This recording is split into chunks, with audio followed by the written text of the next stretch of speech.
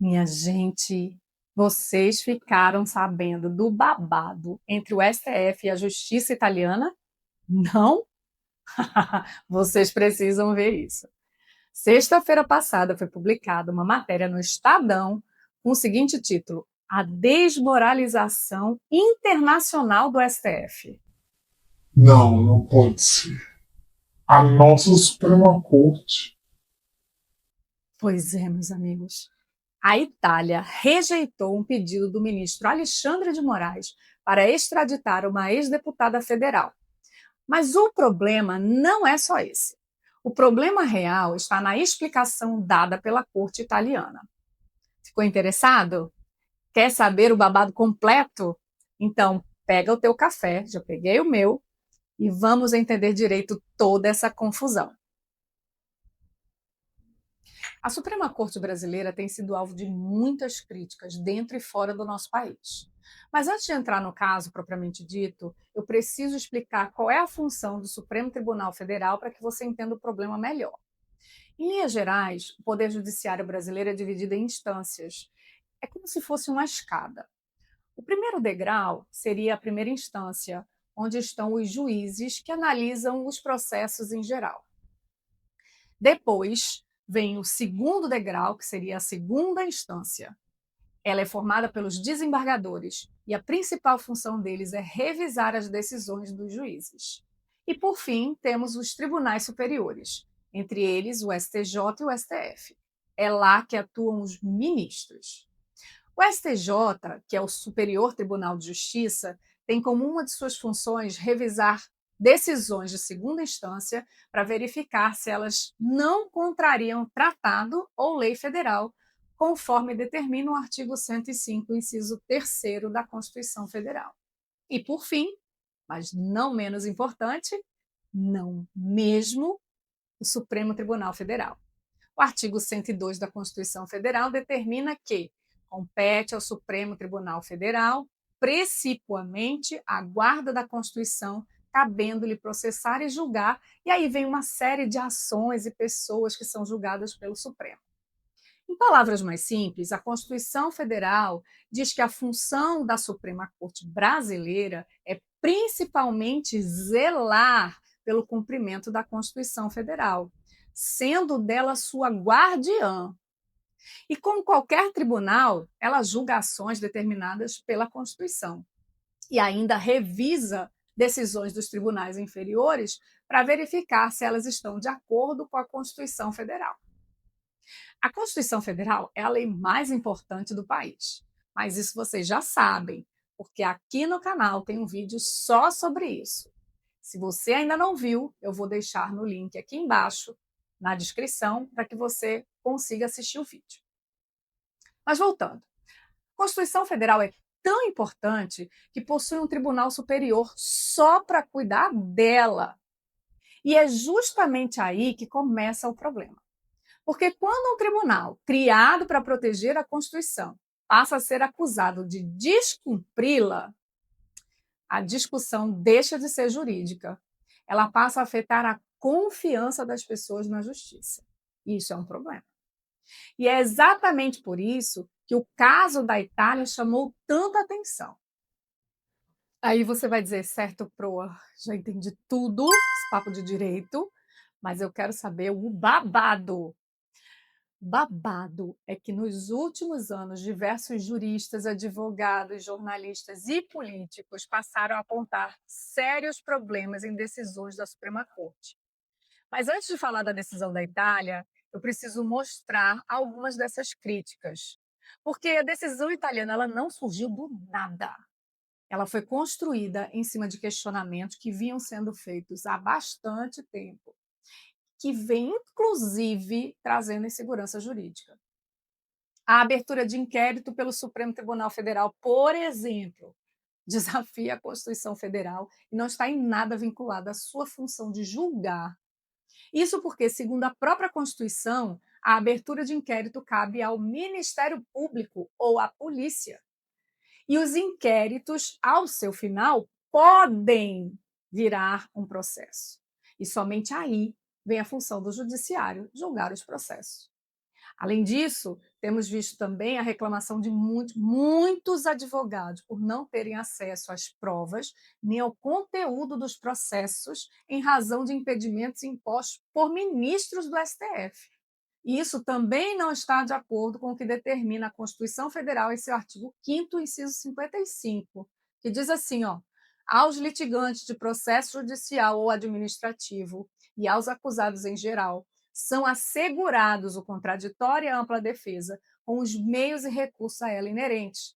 Em outras palavras, se você for acusado, tem o direito de saber o que está sendo alegado contra você e também tem o direito de responder. Vamos simplificar.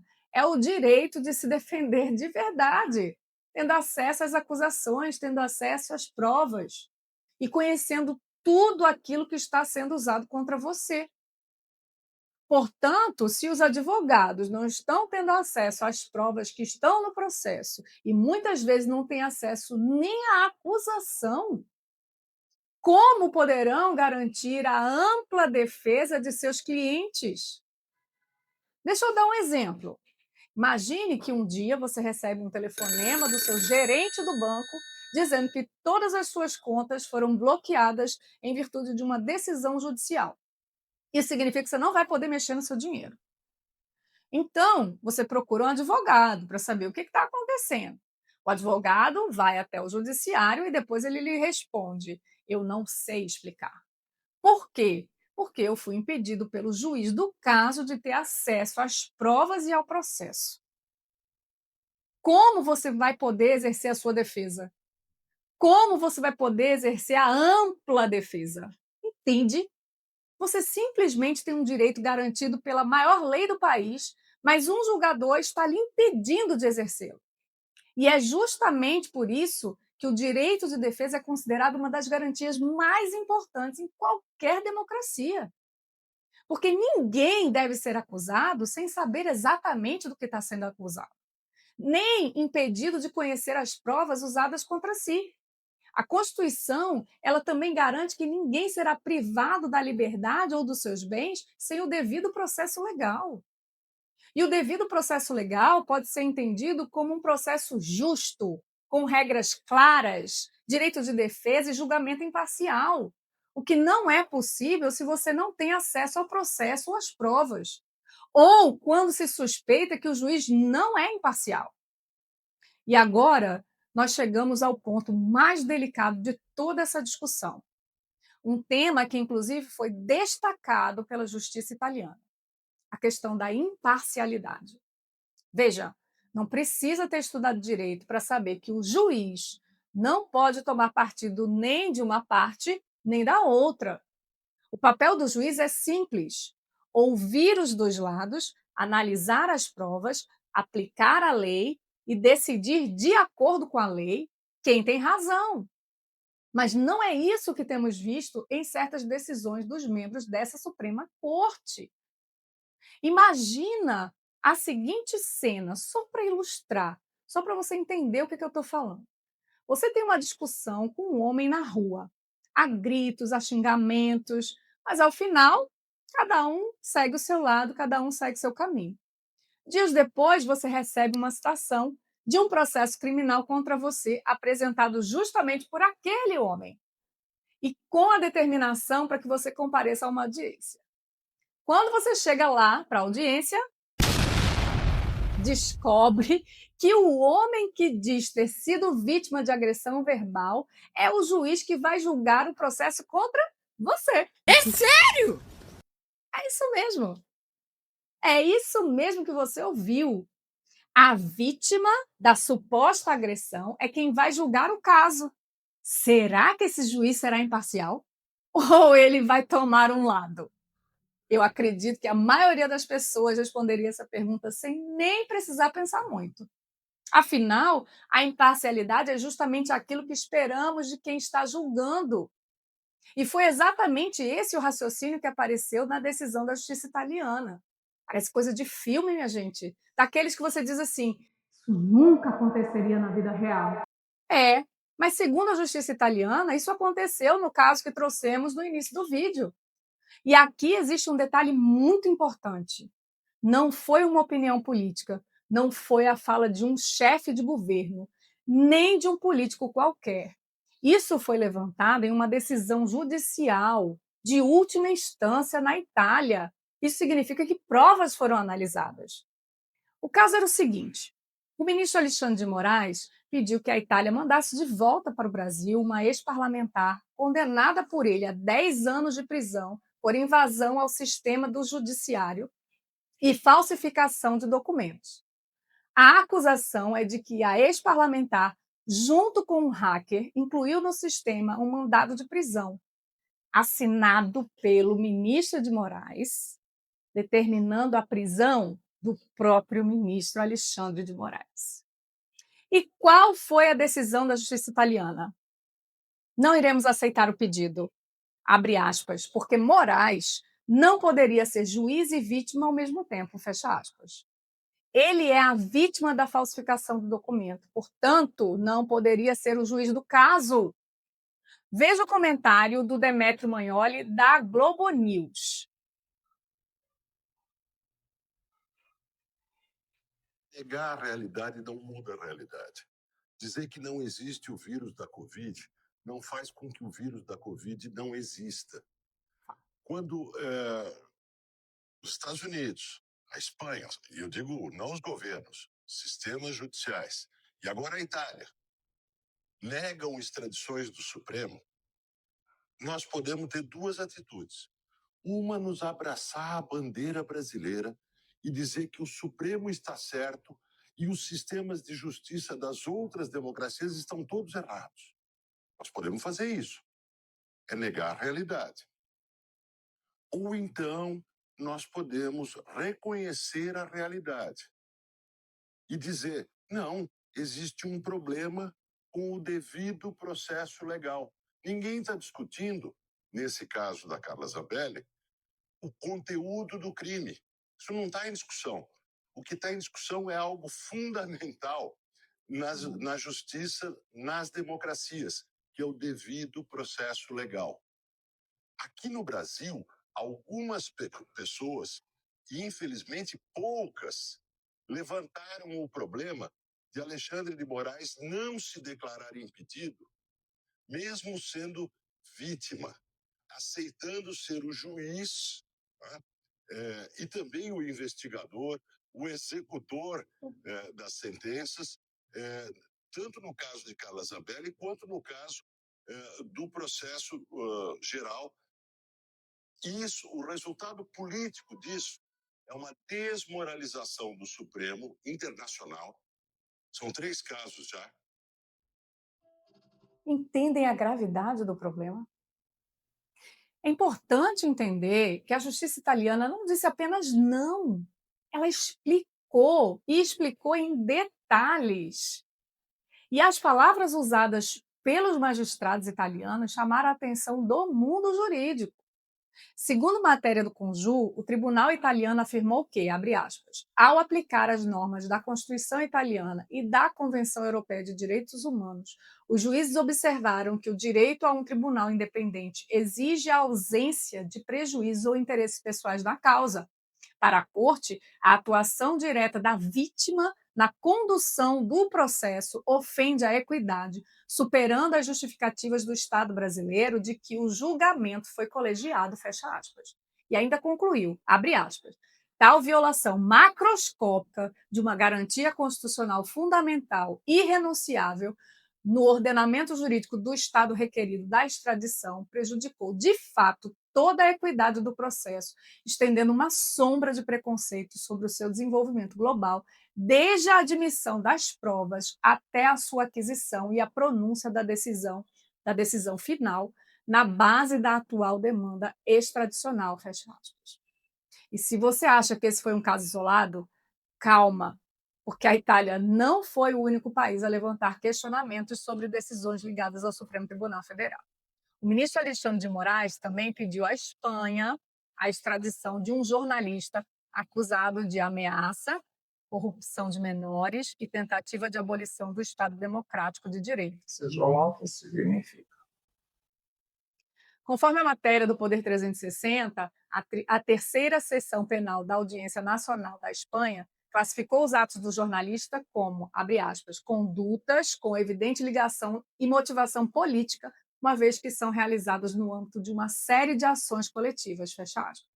A Procuradoria Espanhola também opinou contra a extradição, argumentando que os fatos não se enquadravam nos critérios de dupla tipificação penal exigidos pelo acordo internacional. Em outras palavras, a Espanha negou a extradição de um jornalista no ano 2025, afirmando que ele havia expressado sua opinião política. E isso não seria crime na Espanha, portanto, não poderia haver extradição. E a situação não parou aí, não. Outro caso semelhante acabou chegando aos Estados Unidos.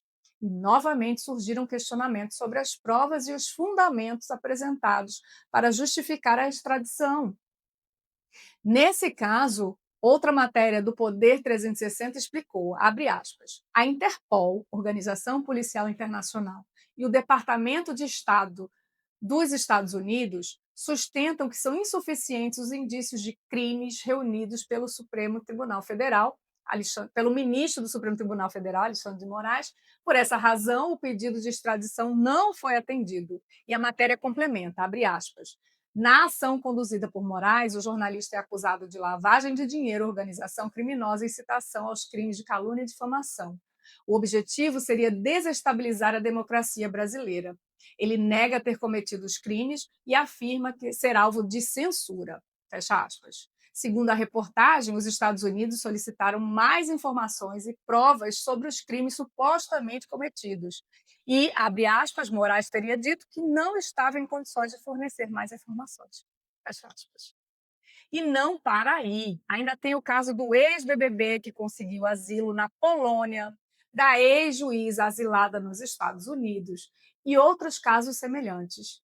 E quando observamos esses episódios em conjunto, fica mais fácil entender por que o assunto ganhou repercussão internacional. Não estamos falando de uma única decisão. Estamos falando de países diferentes, em momentos diferentes, julgando casos diferentes e, mesmo assim, chegando a conclusões parecidas. E aí, meus amigos, independentemente da sua posição política, independentemente de você gostar ou não das decisões do STF, existe um fato que ninguém pode ignorar. 3 países diferentes chegaram à conclusão de que havia problemas suficientes nas decisões judiciais para negar pedidos de extradição formulados pelo Brasil. Seja porque os ministros aparecem simultaneamente como vítimas e julgadores, seja por suspeitas de perseguição política. Por isso, a matéria do Estadão trouxe uma manchete tão forte: a desmoralização internacional do STF. Veja que o próprio artigo 252 do Código de Processo Penal brasileiro estabelece: o juiz não poderá exercer jurisdição no processo em que ele próprio ou seu cônjuge ou parente consanguíneo, afim, linha reta ou colateral até o 3º grau, inclusive, for parte ou diretamente interessado no feito. Isso significa que um juiz não poderá exercer a sua função de julgador quando ele próprio, seu cônjuge ou parente próximo for parte ou tiver interesse no resultado do processo. Isso é óbvio, né? A pergunta é: será que um ministro que na prática exerce a função de juiz, que foi vítima de uma atuação supostamente criminosa de alguém, pode julgar esse mesmo processo? Você acha que ele seria imparcial em seu julgamento? Ou, pelo menos, você acha que o ministro não teria interesse no resultado? São apenas conjecturas e perguntas para vocês pensarem. Uma coisa é certa: tudo isso é péssimo para a imagem internacional do Brasil, especialmente para um país que se apresenta como um Estado democrático de direito, ou seja, um país que diz cumprir as leis internas e externas. E você pode estar se perguntando: e o que isso tem a ver comigo? E eu te respondo: tudo. Porque se não há segurança jurídica, você também corre o risco de ser julgado por um juiz imparcial e sem o cumprimento do devido processo legal. Entendeu?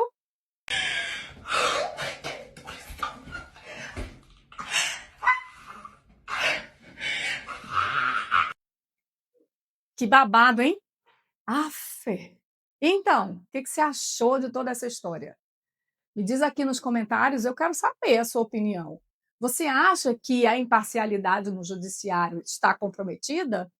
Ou você entende que está tudo certo nas decisões do STF? Se você gostou desse vídeo, se inscreva no canal, compartilhe esse vídeo e deixe o seu like. Aqui no canal Vamos Entender Direito, nosso objetivo é simplificar o mundo jurídico para que você possa formar sua própria opinião sobre os assuntos jurídicos mais comentados no momento. Meu nome é Alessandra Proa, eu sou professora de Direito Administrativo e Constitucional e agradeço que você ficou comigo até o final desse vídeo. Nos vemos no próximo.